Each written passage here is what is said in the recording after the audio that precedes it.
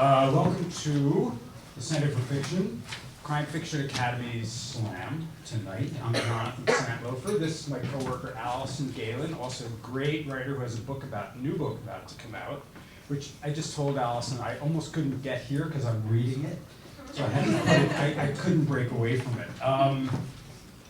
Tonight's readers have been working with either myself or with Alison for the last season. So why don't you tell a little bit about that? Okay. This doesn't feel It's like not. it's on. Hello? It feels like Yeah.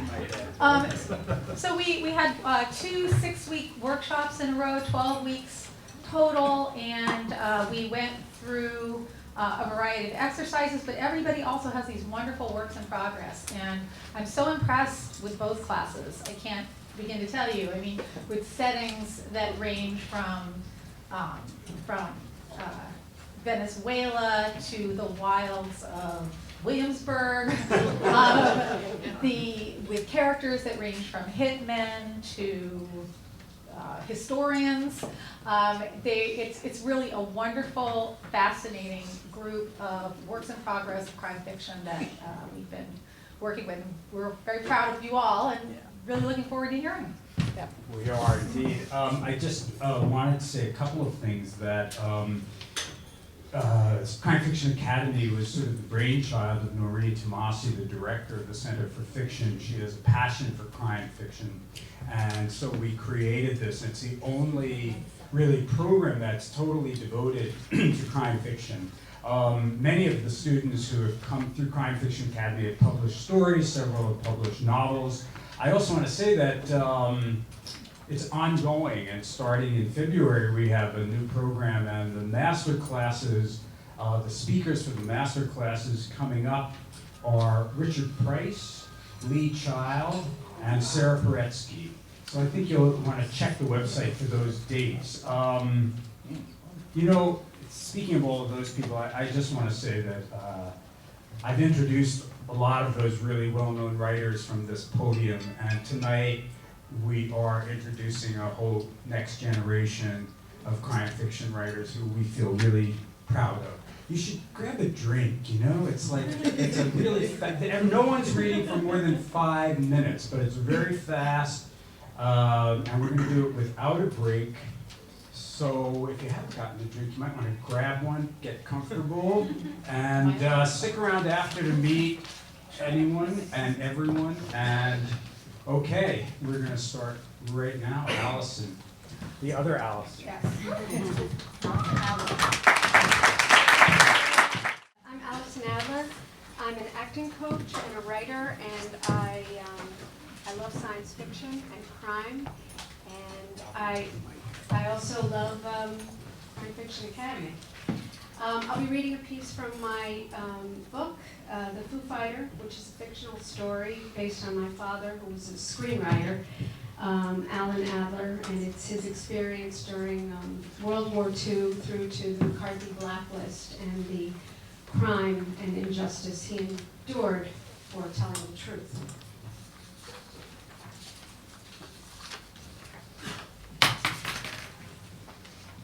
The Foo Fighter. The nose of the B-29 Superfortress is separated from the main cabin of the plane by a narrow passageway which is nearly impossible to pass through in full flight gear. Bombardier Alan Adler sits alone in the nose, fighting off the urge to sleep. All is quiet, except for the hum of the engine and the occasional word he exchanges with the cruise navigator, Bob Abel, who sits at the end of the passageway. The nose is a kaleidoscope of windows that extend from floor to ceiling, making Alan feel like he's sitting on air, and on a clear night, like he's part of the stars. Emptiness is all around him. The nose is packed tightly with machinery.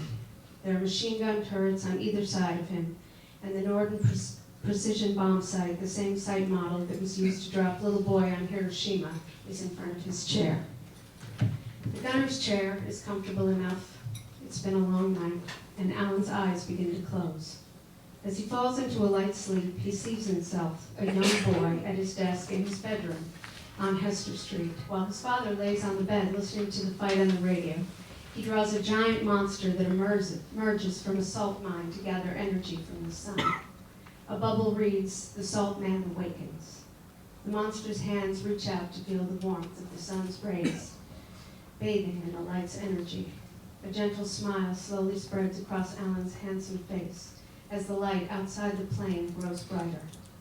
Alan is comforted by this and begins to go into a deeper sleep, but the light becomes so bright it jolts him awake. He thinks it's the enemy and tries to grab his gun, but he can't see a thing. The plane has become completely still. The pilot and co-pilot are working frantically to make the plane rise, but the controls are jammed. The captain is yelling orders at the curious men who have moved forward to investigate the glow. It is as if the sun has fallen out of the sky and landed right on top of them. The light slowly dims and things come back into focus.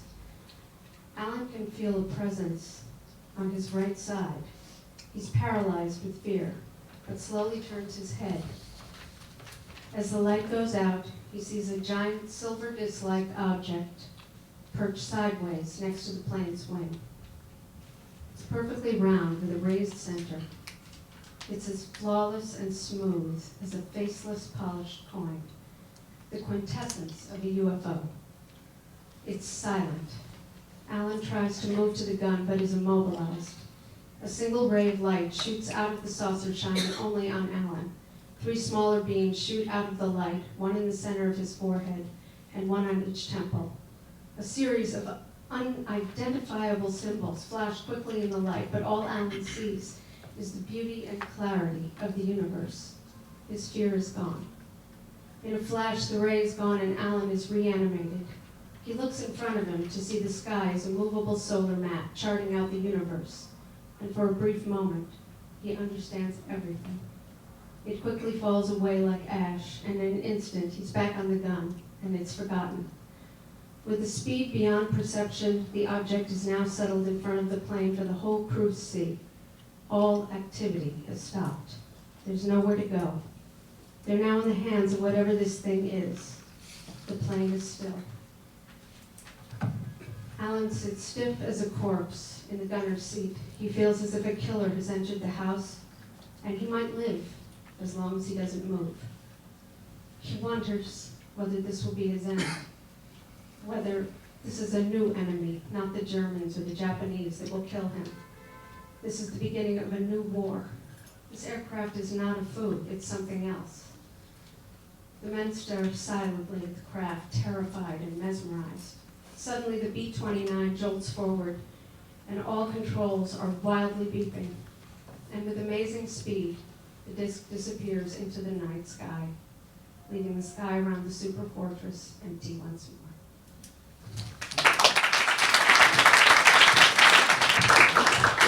Hello, I'm Rhonda Barnett. I am in crisis management, which means when there is an oil spill or, heaven forbid, a mass shooting, it's my job to make sure that no one remembers the name of my client. That is nonfiction. Here is fiction, crime fiction. And I'm reading tonight from a novel in progress, Bone on Bone, a story told by a woman looking back on the evil deeds of her parents. This is what happens when you never leave your childhood bedroom, and when you have parents like mine who stay children all their lives, and you don't really know it until the very end when it has gone wrong.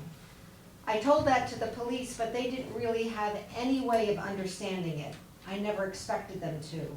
No one can, no one living can understand, and that is why I'm telling you.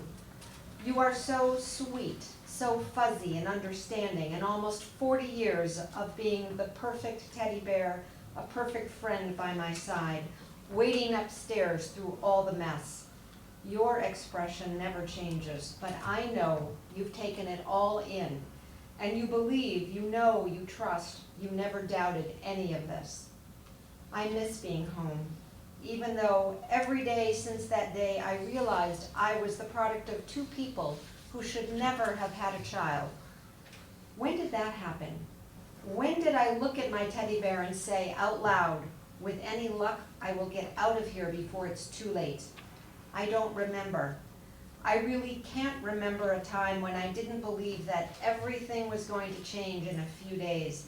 Someone would show up at the door and say there was a big mistake, that I was adopted into the wrong family, that everything would be set right now.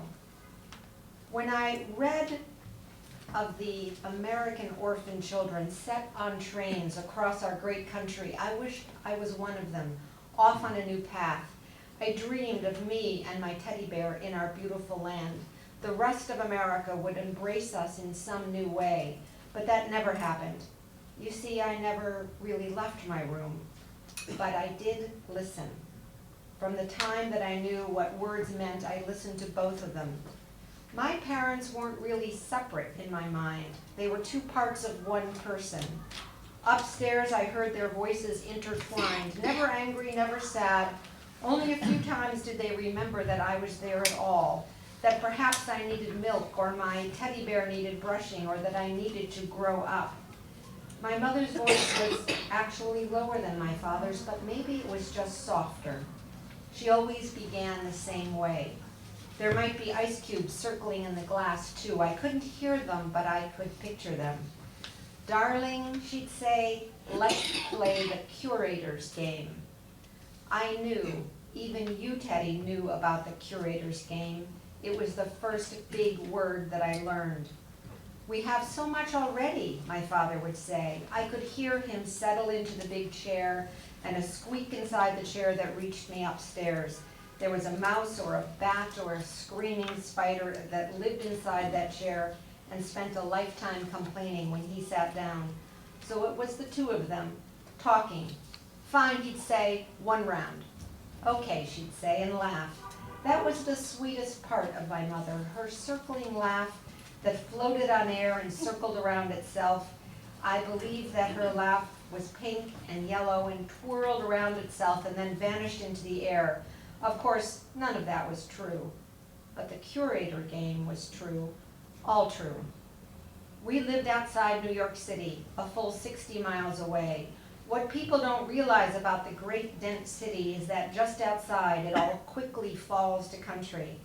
We lived 60 miles away but could be in the lackluster world that made up everything else but New York.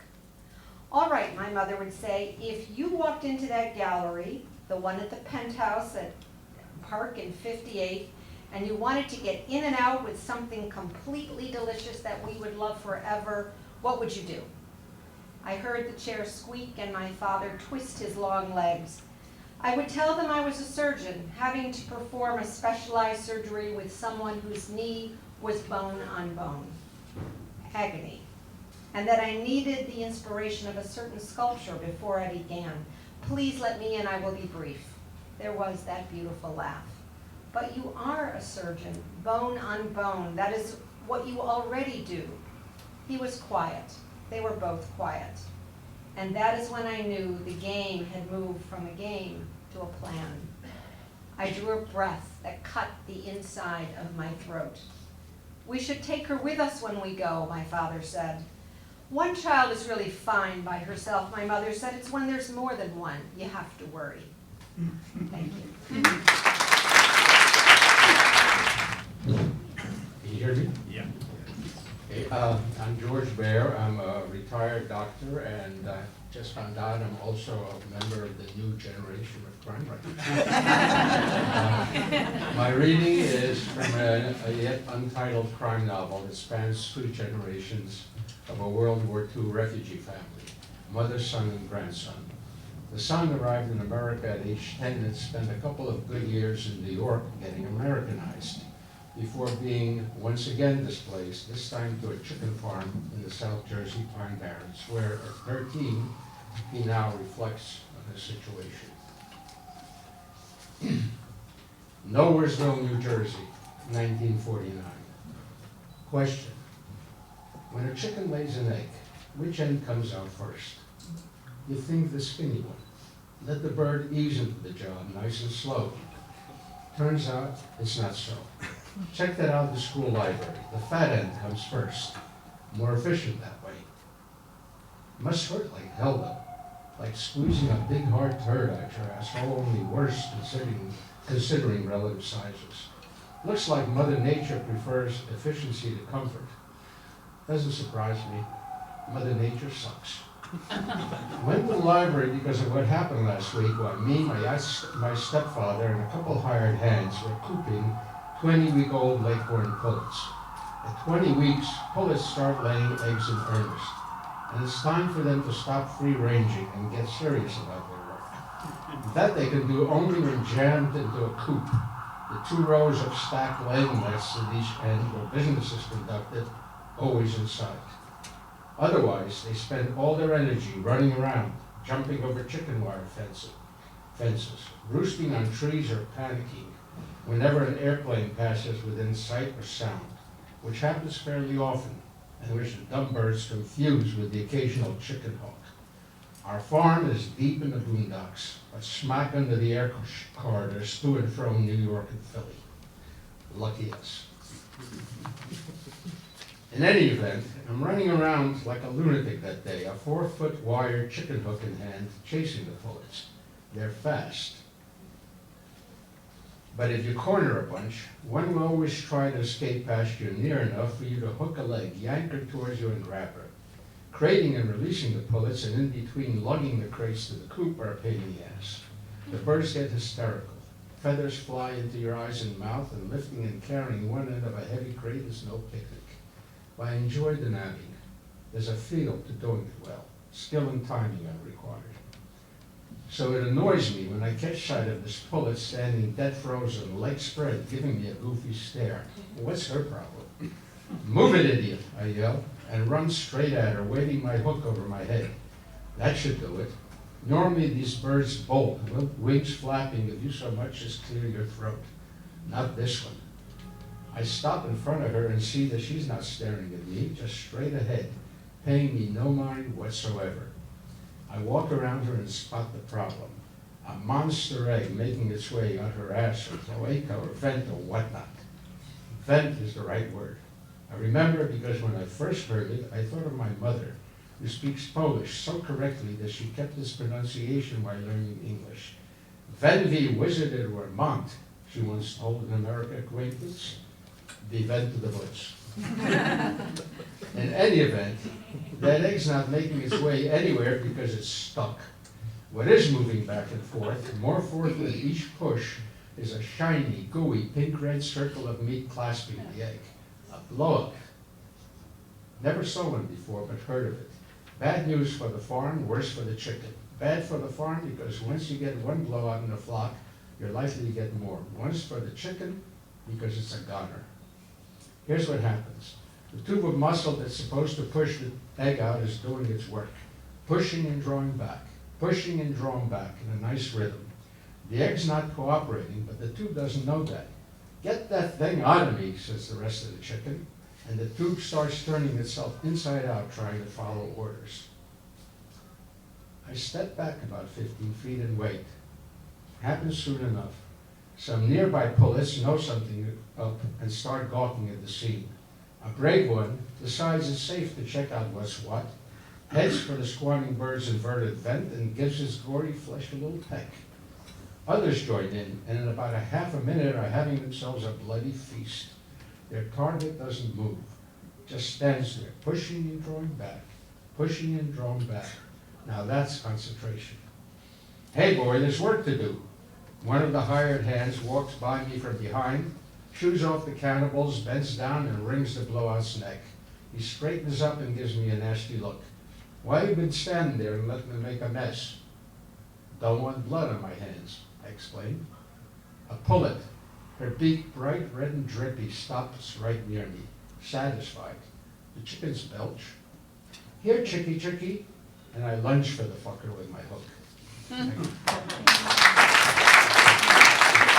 Hi, my name is Dr. Jeffrey Brown. I am a neurosurgeon, not retired, and physician to the NYPD. For 5 years before coming to New York City, I lived and worked in downtown Detroit. My novel, Dead in Detroit, about a young brain surgeon caught in the middle of a politically loaded murder, is set in that city. And any coincidence, any resemblance of that young brain surgeon to me is purely coincidental. So this is the first chapter of the novel. 37 steps, the ones I took from the operating room every day. First stop, the surgeon's lounge, where I changed out of my bloody blue scrubs, put on a stiff white coat, ate a saltine, took 2 sips of Lipton, both to settle my stomach. 10 more steps to pass scheduling, 5 to the elevator, though I always took the stairs. Another 20 to the waiting room down doorway. 2 more to hopeful eyes, all focused on me. My name is Dr. Bradford Peters, I'd say, and add quickly. No pause, no time for that hope to increase. I have sad news for you. This was Detroit, and Detroit was a dying town. I'd heard it said over and over during my training, a surgeon's surgeon can only become one by going to war, and Detroit was my battlefield. But this was my time of peace, a few minutes in the darkness before dawn, where from the window of my office atop receiving hospital's ICU towers, I was counting the tankers and the tugs as they drifted past the Walker whiskey sign on the far side of the Detroit River. And then the phone rang. Hey Brad, it's Speedy, your favorite ER doc. I've got a girl with a gunshot to the head. She's young, her right pupil's blown, he said. And I knew what that meant. EMT did a scoop and run. The cops are here. More of them than fleas in a vet's lobby. I thought, gunshot wounds are like sunburns in Miami. Why so many cops, I asked. You tell me, said Speedy, you're the brain surgeon, and he laughed. Doesn't mean I can read the minds I'm in, Speedy. Did someone shoot an officer of the law? Worse, it's politics, said Speedy. See you in a few, and Brad, watch your step. The ER lobby was packed with blue uniforms, easily recognizable. But who were the 3 triple-hundred-pounders in the shiny mohair suits? I asked Speedy. Speedy was a nickname. His last name was Polish, and no one could pronounce his first name. Speedy ran the ER. It's the mayor's entourage, Speedy said. What's that got to do with the mayor? I was about to ask Speedy, but Speedy was already gone. His white coat a blur, passing through the door to the CT scan room on the other side of the open ER. A room the size of a baseball infield, crammed with curtains, tacked on half-circle tracks that hid rust-tinged gurneys in the poles that sometimes displayed colorless bags of life-saving saltwater. Dozens of pajama-clad people milled about, some with coats, others not, all moving quickly. There was no way to tell apart the doctors from the students, the nurses from the administrators. The pajamas were democratic equalizers. No room for hierarchy in the ER receiving hospital. I worked my way through the crowd and into the room where the girl was on the platform in front of the O of the scanner, her head the only body part inside it. A blanket lay over most of her torso. Her belly was exposed.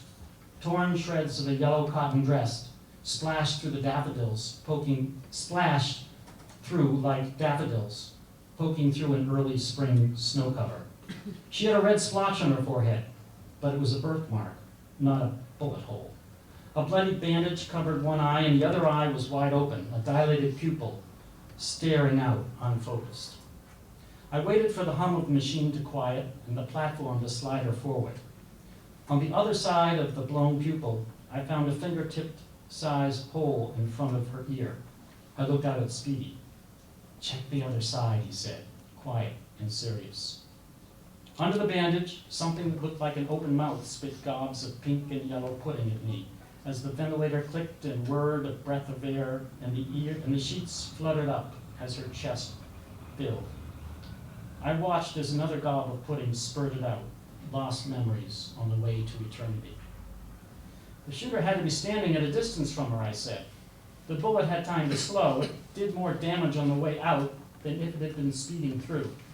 Someone's a good shot, said Speedy, watching the scan on the screen. The thing tracked from one ear clear across the head to the other. He looked at the girl's monitor, and I followed his gaze. The line went flat.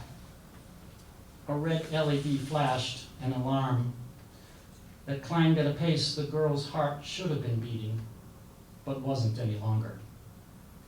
Don't even think about trying to resuscitate her, I said. Her brain is mush. What I wanted to say was the one thing I'd been trained to say all those years, a simple thing. I can help you. But not here, not now, not in Detroit. A bubble of stomach acid burst into my throat. I swallowed and tasted the burn. Speedy shrugged, then nodded to a waiting nurse who covered the girl with a hospital sheet stamped with the words, "Property of the City of Detroit."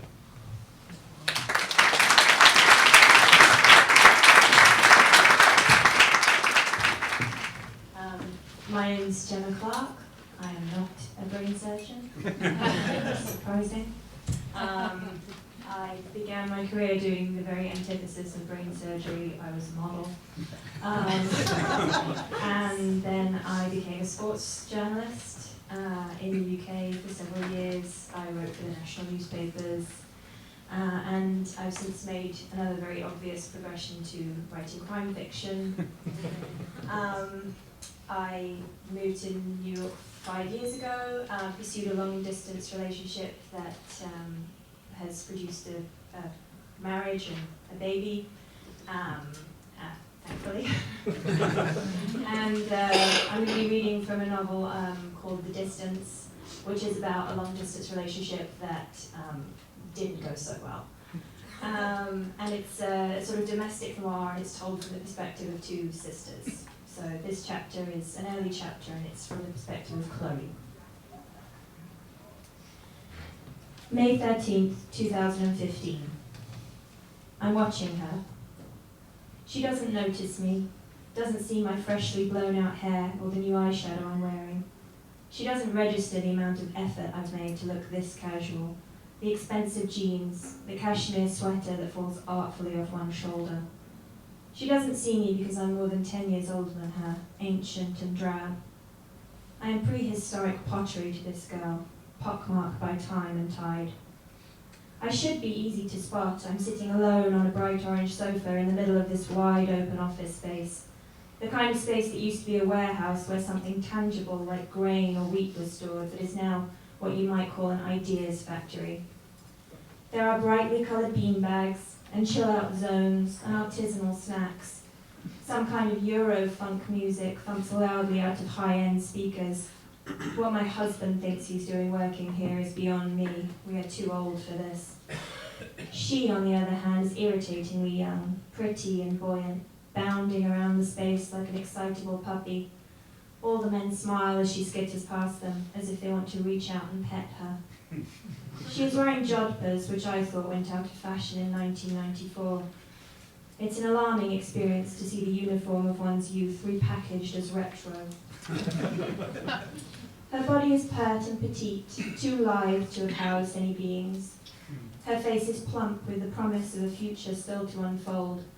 She flicks her hair as she laughs, a thick mane of long blonde waves, the colour mine used to be before it gave up trying. "Chris!" she squeals suddenly, pivoting towards my husband. I bite down on the skin inside my cheek as he strolls out from the meeting room, broad shoulders, confident posture, his dark hair flecked with silver at the temples. He greets her with his warmest smile, chest puffing up slightly. She leans into him, placing her hand on his arm, and says something I'm too far away to hear. He throws his head back and laughs a deep belly laugh, completely over the top, a laugh he doesn't use at home. Then he sees me and waves. She spins around, noticing me for the first time, and puts on a smile. I watch her follow him across the room. "Hi, love," he says, pulling me to my feet, reaching in to kiss me. I make a show of closing my eyes while I kiss him back. I'm peacocking, fanning my lustrous feathers for her benefit. "So this is your lady," she says, her voice throaty and soft. Something about her turn of phrase makes me want to slap her. I am more than just his lady, but I can't say that without sounding like a drag. I say, "That I am." 9 years, 2 children, 1 cat, 3 moves across the country, weddings, births, funerals, fights. We've been through them all. I give her a look that says, "So don't get any ideas." Chris brushes a strand of hair from my face and tucks it behind my ear. "I am taking my beautiful wife for lunch," she says. It's our anniversary, I add. Cool, she says, touching his arm again. I'll see you when you get back. We need to discuss Diageo. She lets her hand drop and looks at me. Bye, it was nice meeting you. Chloe, I add, not that she was asking. Outside, the sky is grey under the blanket of cloud that unfurls itself over England for months on end. Everywhere looks grey in this light, from sidewalk to storefront, even here among the vivid colours of Camden. A young couple with too many tattoos plows into us, their arms glued together so that we have to skirt around them to get past. Chris smiles, I snarl. My mood has darkened even further by the time we get to the SUV, which has been unceremoniously christened by the bowels of at least 2 pigeons in the 20 minutes since I parked it. I catch sight of my reflection in the window as I climb inside, brow furrowed, frown lines in flagrante. Chris nestles into the driver's seat and shuts the door. Suddenly we're isolated from the noise outside, insulated in our metal bubble. He pauses for a moment before starting the engine. Everything okay? He asks. Fine, I say. It's what I say when I want him to know I'm fuming. He exhales loudly as he presses the ignition. Well, I'm not going to drag it out of you here. Why don't you tell me over lunch? We'll be late if we don't get going. As we pull away, I feel my phone buzzing in my handbag. I reach down and pull it out. It's Mum, I say, letting him know I'm answering it. I'd rather talk to her than drive for 10 minutes in silence. Hey, I'm sunny all of a sudden. But the line is quiet. I can just about make out the sound of sniffling. Mum? Chloe. Her voice is hoarse. I don't like the sound of this. What's wrong? She can barely get her words out. It's Emily. She... What about her, I ask, and before I can help myself, what now? My fear gives way to resentment, decades old and long stewed. A voice in my head shrieks, I'm the younger sister. I'm the one everybody's supposed to worry about. Mum lets out a guttural sob that ripples through the phone. She's gone missing.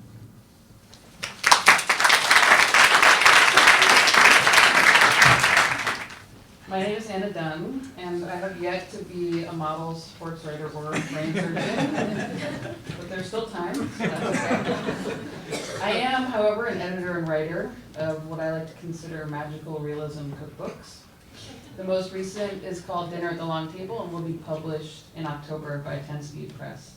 I also edit an independent food and art magazine called Diner Journal. And I'm working on a book at CFA called Hail Mary. This is a 2-protagonist novel that tells the story of a hitman who's lost his taste for killing, the woman who would be his victim, and the disastrous consequences of a merciful act. This scene takes place at the start of the novel when John receives a phone call naming his target. Hail Mary. What's your name? John leaned against the bar and asked the bartender. She wore tight black pants and a denim halter top. She seemed young, her face handsome, but laugh lines mapped the corner of her eyes. She'd be familiar, John thought, with that laugh that happens when you live through unbearable things. Her irises shone blue and clear as she leaned back to consider his question. It was like this after the phone calls, after he knew what he had to do. The world became pristine. It was like a drug. John had purpose. Pira, she said. The name's Pira. That's a strange name for a place like this, John replied. Looking for land can lead you anywhere, trust me. She ran a dirty rag across the slick bar top and smiled. Besides, do I look like I was born in this hornet's nest? Pira like fire, John asked, noticing the red of her hair.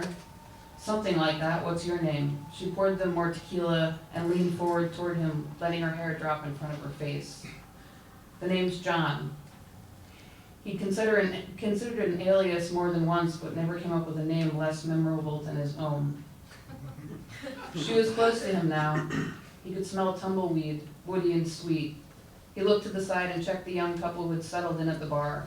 The man wore an orange baseball cap, blue jeans, and a black fleece. The woman in a gray hooded sweatshirt wore her hair back in a braid, and she had straight white teeth when she smiled, which was a little too often if you asked John. How'd you get here, Pira? Last stop on the rodeo, I suppose. Last stop. He looked up. She glanced at him, and John saw real beauty in her face. She seemed so fond of living. You asking me something? She shrugged and leaned closer. Her face burned the same flesh as her hair. You own this place? John asked. Let's say I have a stake in it, she said. John had one hand on the gun, tucked into the sleeve of his jacket. It was sweating and slick against the cool steel. Tipping his glass with the other, he tasted the tequila. What's that there, a burn? John motioned to the bartender's neck with an empty glass in his hand. An accident is all. What's underneath it? She cold stared at him. What are you asking me? She began to back up, her left hand reaching for something. Pyrrha, he said slow. What did you do?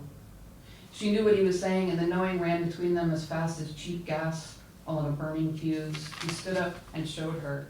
She looked at him and his gun, and she stopped reaching for whatever it was she was going for. Had she counted his cards the minute he walked into the snake pit? Angie's ring on a chain at his chest felt ice cold, and the gun heavy in his hand. Panic was rising inside of him, flooding up his chest and throat until he felt like he might choke on it. Was he going to be able to do this thing, or was he turning to stone? It was a simple equation. Her life, his doom. Well, she asked. Then he saw it, the snake. It was no accident. And that meant there was someone else here for her. He swung his arm up and fired. The bullet shattered the lantern to the left of her. Pivoting, he fired, taking out the swinging deck of bulbs at the center of the room. Electric spits of light arched across the stardust floor. Sawdust floor, but stardust floor was nice too. Sawdust floor, and flashed out before loud pops fizzled the room into darkness. He reached over the bar and grabbed Pyrrha by her neck, his fingers at the scarred skin where the tattoo had been dug out. He could have done it right there with his bare hands. He could hear the men in the corner sputtering. The young woman was shrieking. John ignored them. The cowboy. He's supposed to watch out for you? He asked Pyrrha. Yes, she said, her voice barely audible. Listen to me, Pyrrha. John was seething. Pyrrha was looking directly at him and far past him, her eyes blazing somehow in the dark. His hands began to tighten. He wanted to. No, he had to. He'll be here in a minute, she spit the words out. She looked into him. Check his stripes, John said, and dropped his hands from her neck. Then he turned and walked out the door. He moved fast but measured. The man in the cowboy hat wouldn't be far behind. He knew that. He ripped the chain and the ring from his neck and tossed it onto the ground. As he pulled out into the thin lace of highway, he saw Pyrrha in his rearview mirror dart across the parking lot, climb into a rusted Chevy Citron, and peel out in the opposite direction. 4 loud gunshots slammed into an empty sky. John checked the mirror again. The bar was darker still. Then 2 headlights blinked on at the mouth of the parking lot. Was he to be chased across this desert or hunted down? Or were they after her? One fate would be his, the other would be hers. Hi, my name is, Nikki Halpern. Very nervous, and I'm wearing my stress writing sweater, so you'll actually, this is actually what I was wearing when the words were created. I'm an editor at New York Magazine, and I've worked as an editor. Can you hear me? Yeah? Yes. At several other great publications. Before that, I was a freelance writer for about 15 years, but that was all journalism and nonfiction. This is my first foray into fiction, and it's been really exciting, especially in Alison's class, and I can't emphasize enough what a great teacher she is. So I'm only a little bit into the book, but I'm looking forward to finishing it soon because I have 2 or 3 sequels already planned. So it's cozy, set in Williamsburg, called The Kickball Killer, and these are just the opening pages. She shot me as I was crossing the street to go into my house, stepping out from behind a car and holding the tiny pistol in her hand. It was 5 in the morning and I'd let my guard down twice already today. Once when I went to my stupid ex-boyfriend's at midnight, and now this on my way home. You're dead, she said, as the stream of water dampened my outfit, which had looked great the night before. There was nothing else to do but invite her inside. We'd been playing assassin all summer. a stupid college game where players are assigned targets and sent out to kill them using squirt guns. There were a few rules. You couldn't shoot anyone at their workplace or in a bar, sacrosanct. But otherwise, it had turned hipster Williamsburg into sort of a wet Wild West. Assassin had added a certain level of excitement to ordinary life. You were stalking your target, but someone was also looking for you, and you could get mowed down at any moment. I was embarrassingly into it, and I had not only made myself a little holster for my gun, but I had also scoped out all the potential roof exits from my building and typed up a stern note warning my neighbors not to let strangers into the building. The game progressed week by week, kill by kill. I'd gotten lucky early on when my first target turned out to be a guy I knew slightly. Kevin was an easy mark because he was completely self-absorbed and didn't realize I was playing the game. It's called Assassin, he'd said condescendingly as he packed up his water cannon at the coffee shop. Everyone's playing. I watched as he slid the gun into the backpack. Kevin was a serious Brooklyn bike rider, so he wore a backpack, not a messenger bag. Everything about him annoyed me at that moment. I followed him out of the coffee shop and called, "Hey Kevin, you forgot something." He turned to smile and I got him right between the eyes. Although technically the water hit his overly obvious NASA in the 50s style glasses. He looked shocked as the water trickled down his face. I holstered my weapon, feeling better than any damn yoga class had ever made me feel. "Sorry," I said brightly, "you're dead." When you kill someone, they have to hand over their ID card as proof of the kill, and then they also give you their target card. Since they're out of the game, their intended victim is now your next target. Kevin had done this with me, and now I was handing all of my info over to my killer. She was going to have to kill Julia, the head of a local coven who ran a witchcraft store and supplied artisanal kombucha to the neighborhood. I admit I had been a little apprehensive about going after Julia, who was a former model and a grudge holder. I was surprised she was even playing assassin because she rarely left her shop. Maybe that was her strategy. I made my killer, whose name was Lisa, some tea. She apologized for ambushing me. Apparently she'd been hiding out in the car all night, but was clearly triumphant, as was her due. Her trench coat was a nice touch. I wasn't the only one taking the game overly seriously. She looked a little taken aback when I handed over the card and she saw that Julia was her next target. I was starting to feel really great about the whole thing. "Oh, you'll be fine," I said encouragingly. "She goes out to feed the feral cats down by the river every once in a while. Just go after her then." Lisa nodded and sipped her tea. I was beginning to feel better and better every moment. I'd made my mark by taking out Kevin, whose love of talking about himself had built up the story of his murder, and me as his killer, into something of a local legend. I could be out of the game now and focus on more important things like my blog. Lisa left, still holding the target card with Julia's name in her hand, and almost as if she was afraid to put it in her trench coat pocket. "Bye," I yelled and flopped onto the couch. In addition to some potential blog posts, I also had a day of regret and exhilaration ahead as I mulled over my brilliant/disastrous decision to spend the night at Mike's. My phone buzzed. It was a text from Lisa. "Dave's dead," it said on my cracked screen. I grabbed the phone, hating myself for caring. "Who got him?" I typed. I didn't even know he was playing. Dave was my ex. He was everybody's ex.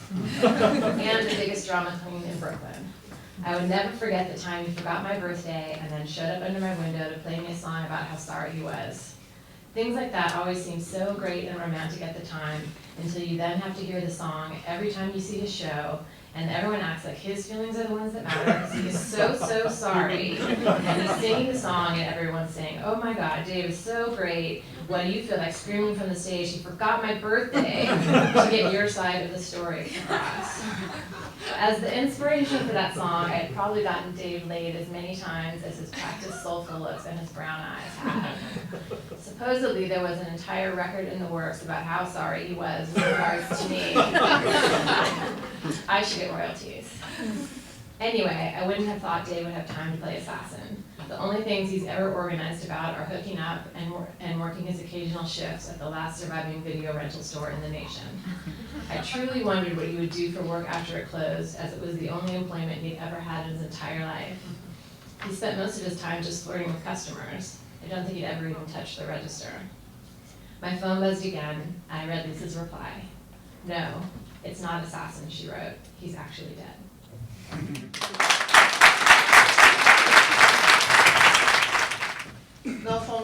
lots of water and a dead body, and the hipster scene of Williamsburg.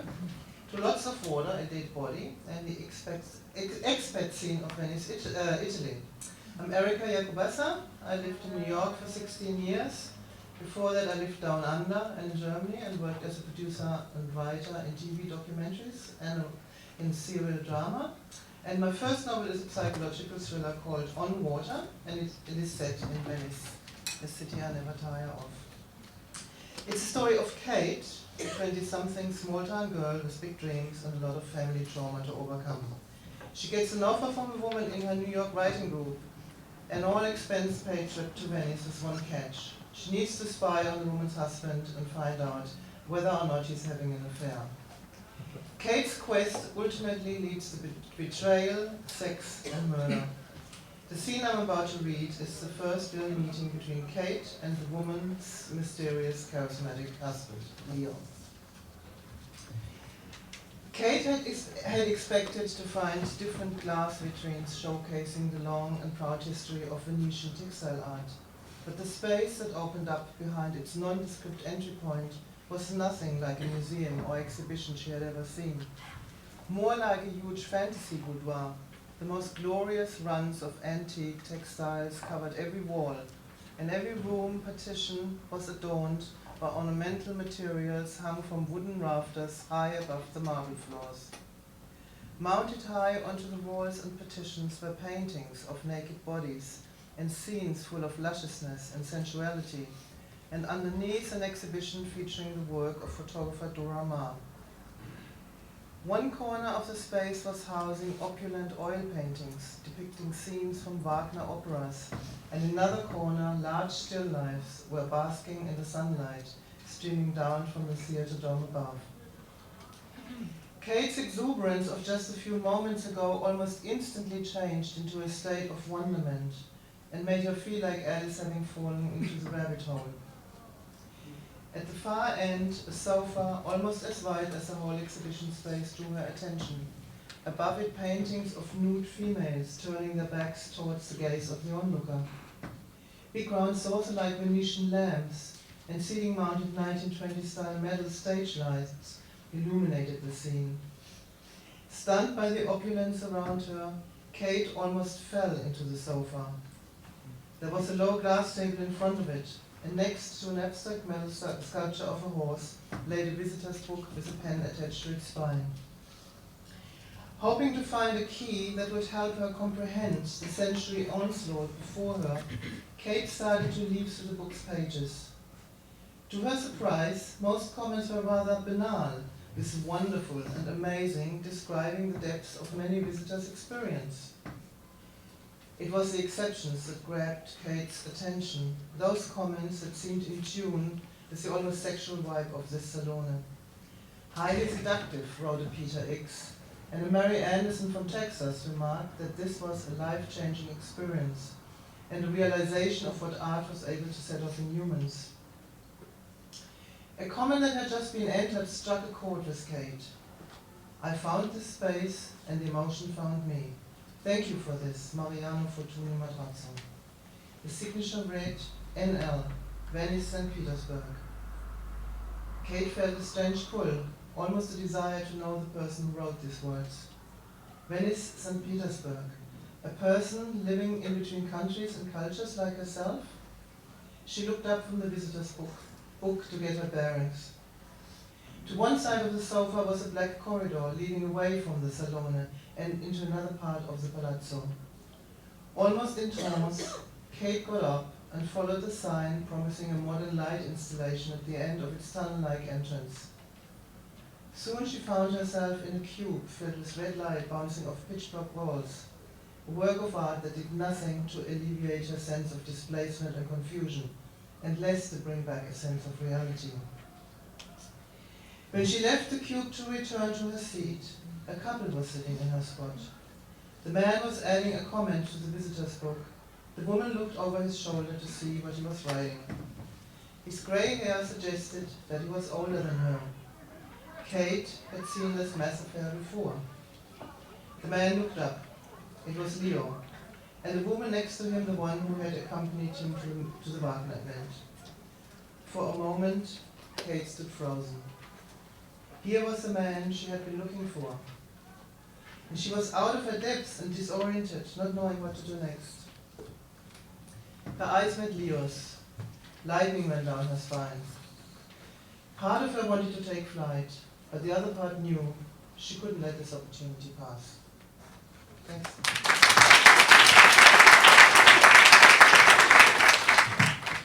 I'm Daryl Kovalich, and I blame all of this on a 12-year-old girl. Her name is Trixie Belden. I'm not sure if a lot of you are old enough to remember her, but she was kind of like the Hardy Boys and Nancy Drew, only way better, because she lived in a farmhouse in the Hudson Valley and had a giant family.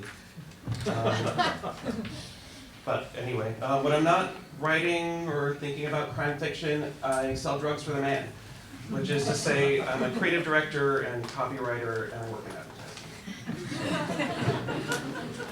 Tonight, I'm going to read a passage from my work in progress. It's called Underhill. It's the story of Charlie Biddle, a troubled ex-reporter who returns to his hometown in upstate New York following the death of his parents. As he tries to put his life together, succeeding only in smoking a lot of weed, getting a job as a mailman, and feeling really sorry for himself, he finds himself at the center of his town's first murder case in decades after he comes across the lifeless body of his loser cousin, Jay. In this scene, which takes place after Charlie is questioned by local police and accepts a ride home from his coworker and old pal Marianne, Charlie meets Marianne's father, Big Larry, and her sister, Kathy. The scene takes place on the front porch of the farmhouse where Marianne's family lives. "You okay, Big Larry?" Charlie said. "You need some water or something?"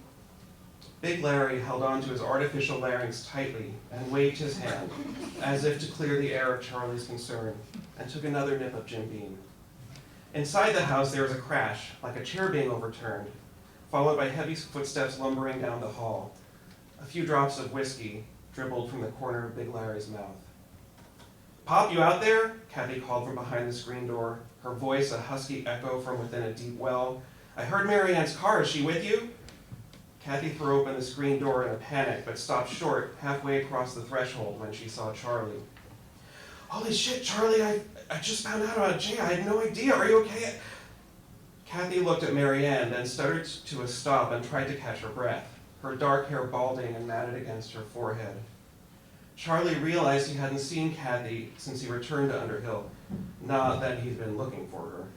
Marianne had always beaten her younger sister hands down in the looks department, but in her current state, bedraggled and doughy and agitated, Kathy was almost unrecognizable, as though she'd been swallowed whole by a tweaked-out, obese almost twin. Charlie looked down and saw the tiny feet attached to her oversized body. He felt embarrassed. "Hey, Kath, I'm okay," he said, mumbling, unable to look at her. Kathy started to sob and ran over to Charlie, the porch shaking with each step. He let Kathy put her arms around his shoulder. She smelled like sweat and stale sheets, and she blocked his field of vision. "What the hell is going on here?" Big Larry said, his robot voice sounding confused. Charlie tried to turn towards Big Larry, but Kathy was holding him tighter now, her sobs becoming more intense. Marianne walked over and tried to pull Kathy away from Charlie. "Jesus, Kathy, you're a mess," she said. "Get yourself together." "Why ain't you two at work? If I was your boss, I'd fire both your asses." Big Larry paused. "And this other one. Don't even get me started. Can't even hold on to her own kid, let alone a job." "Don't you talk to me like that!" Kathy tightened her grip into an inadvertent headlock. "Jay, they killed Jay! Motherfuckers killed Jay!" Charlie couldn't move. Bent over like that, Kathy's 270 pounds weren't going anywhere. "Kathy, take a deep breath, please." He saw Marianne's hand snake around Kathy's fleshy waist. Big Larry grunted, "Just like her mother." When Marianne's arms tensed and began to pull back, Charlie leaned his weight into Kathy's stomach and pushed. He didn't want to hurt her, but he'd seen her rage enough times to know he should be worried. Without warning, Kathy released her grip and threw her arms back, slamming Marianne into a post. Charlie looked at Marianne to make sure she wasn't hurt. Big Larry held the pint of Jim Beam in one hand and raised his artificial larynx to his throat with the other. "Just another stupid, lazy..." Before Big Larry could finish, Kathy swooped towards him, her arms raised like an avenging angel.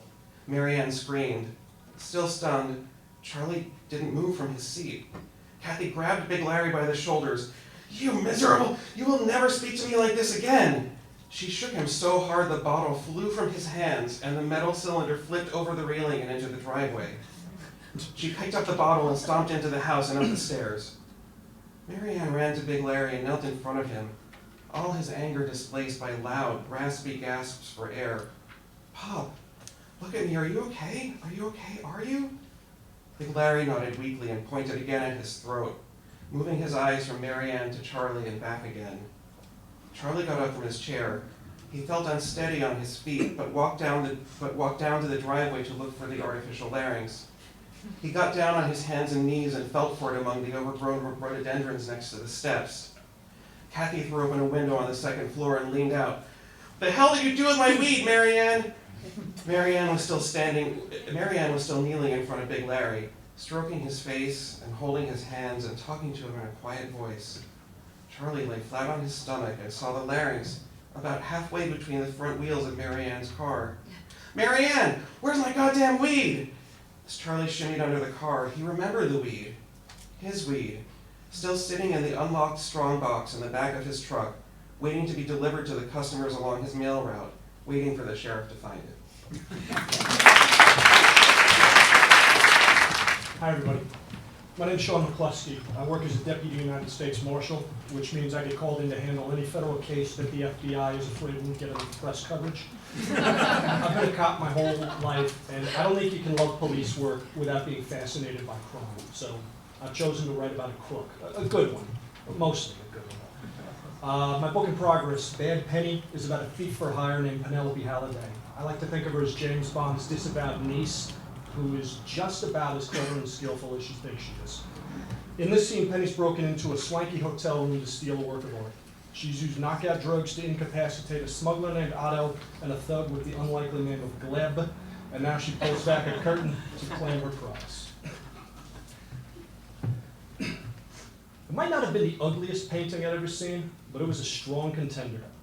Muddy watercolors had been used to execute that most cliche of subjects, a tumble-down farmhouse. The sky was cloudy over barren fields, and a forlorn little dog sat in the yard as though mourning his declining property values. I would have been embarrassed to hang that eyesore over the bed in an hourly rate motel. But I've been promised a big payday to acquire and deliver it, and the person with the paycheck is always right. So maybe I don't know art, but I know what I like. I like the money that people give me to steal art.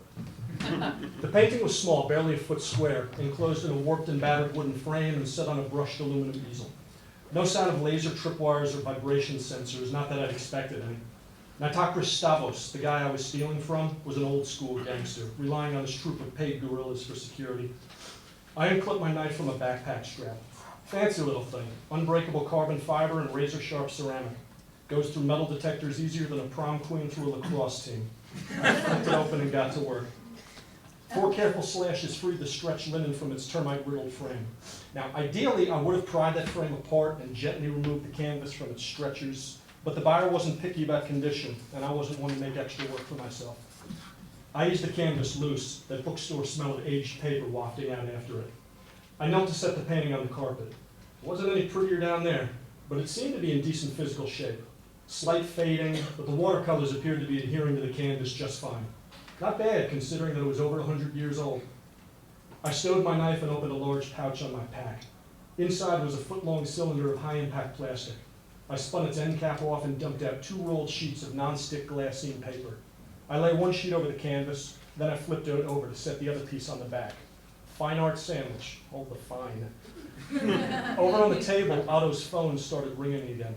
I glanced at my watch. According to the information I purchased, Stavos should still be at the airport with his goons, picking up the high-rolling lowlifes who'd be bidding on this masterpiece. They were all coming in on private planes, though, which meant their arrival times could be earlier than the flight plans they'd filed. And the Geneva airport was only 4 kilometers away. I couldn't dawdle. I gently rolled the canvas, keeping the image side out to minimize paint cracking. Not the ideal way of doing this, but again, the buyer hadn't cared. I had the feeling this whole thing was mainly about hurting Stavos, rather than possessing a maudlin old picture that made Thomas Kincaid look like Gustav Klimt, which is fine by me. A creep like Nitakris Stavros had earned himself some hurt. There was a knock at the door. Stavros couldn't be back so early, could he? No, he wouldn't knock. I stuffed the painting into the tube. The door lock clunked. The handle turned. I grabbed the enclosure curtains and yanked them shut just as I heard the front door open. I ducked down instinctively, clutching the plastic cylinder. Herr Holman, came a gravelly voice from by the door. I heard heavy footsteps on the French oak floorboards. I peeked out through a tiny gap in the curtains. At least I hoped it was tiny. From inside, it looked wider than the Straits of Gibraltar. I saw Klim, the guard who'd been stationed outside, and the only man on earth with a sillier name than Gleb. He'd grown a goatee since the photo I'd seen of him was taken, which made him look like a version of Satan who'd been hitting the gym hard. He held up a cell phone, tiny in his calloused paw. Herr Holman, he called. Herr Stavros ist am Telefon. Wonderful. Stavros had gotten impatient when Otto didn't answer his phone and started reaching out to the hired help. I started to wonder just how translucent those thin drapes were. Klim walked into the sitting area, looking around. He drifted out of my line of sight, the thick rug muffling his footsteps. He started talking again, quietly. It sounded like he was over near the balcony doors. I hoped Otto and Gleb were still snoozing away out there. A giltwood mirror stood by the suite's entryway. I eased the curtains apart a few millimeters more and was able to glimpse Klim in it. He was standing by the French doors, his back to them, speaking into his phone. If he would do the sensible thing and go check the bathrooms, I could get out of there. But he showed no inclination to move. Gleb reared up behind him like the slasher in a horror flick, pounding on the balcony's glass door and shouting. Klim startled and dropped his phone. My keenly honed ability to interpret body language told me Gleb wasn't reassuring him that everything was perfectly fine. So I jumped to my feet, shoved the curtains aside, and ran like hell. Thank you. So my name is Tony Messina. I do the opposite of what Sean does. I help people who get arrested get out of jail. We've even seen each other in court. So I'm a defense attorney, and a lot of the people I represent are, well, some of them are guilty, maybe most of them, but that's what makes for such interesting stories. This piece that I'm working on starts off with a murder. The protagonist is a young guy who gets caught in the wrong place at the wrong time and gets accused of the murder. And it follows that he's appointed a public defender who's an older guy who's at the end of his rope and doesn't want to get pulled into any drama and doesn't want to care anymore, but he's forced to do that. Sophie dipped a toe into the frothy surface of the tub, then quickly retracted it, too hot. Typical American bullshit. Everything looks great, shiny, new, supersized, on sale now, best ever. But the reality was mostly shit. Food, big but tasting bland. Clothes, stylish but cheaply made.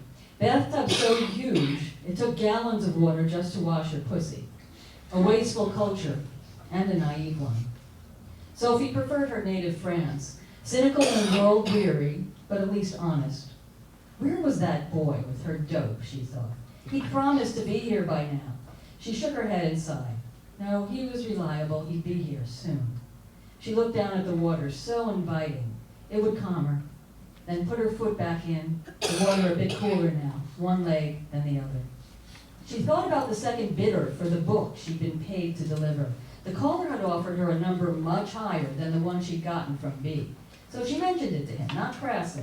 She knew him too well for that. But just to see if he'd do any better. What the fuck are you saying, he sneered. You double dipping on me? Not at all, Sophie answered. Just thought you'd want to know. You know what you can do? You can eat shit. He actually yelled it into the phone and hung up. Not quite the response she'd been hoping for, but you can't get a benefit without a risk, and it was a risk worth taking. Now he's the one who could eat shit, she thought, her mind made up. The other bidder had just as much money, and probably just as many jobs for her down the road.